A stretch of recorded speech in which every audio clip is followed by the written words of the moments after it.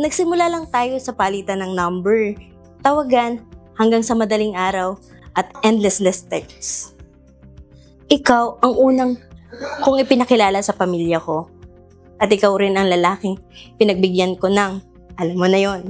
Simula nung nagkakilala tayo, naging mas masipag ako, mas maayos at kung minsan mas mabait.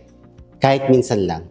Pero seryoso, ikaw ang dahilan kung bakit nagkaroon ng direksyon at kulay ang buhay ko.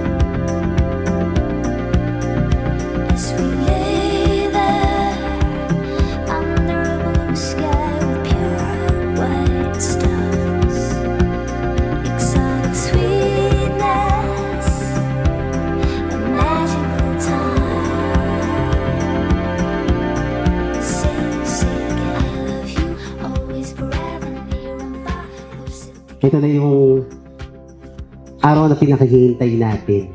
Ngayon, may sasagot na si Papa. Kapag tinatanong nyo, Papa, when will you and Mama get married?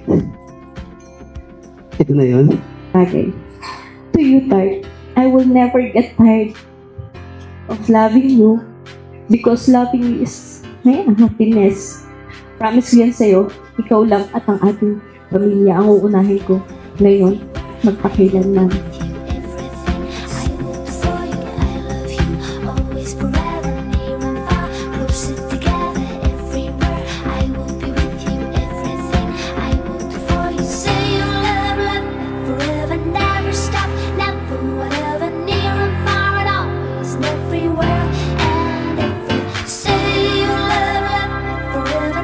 Stop now.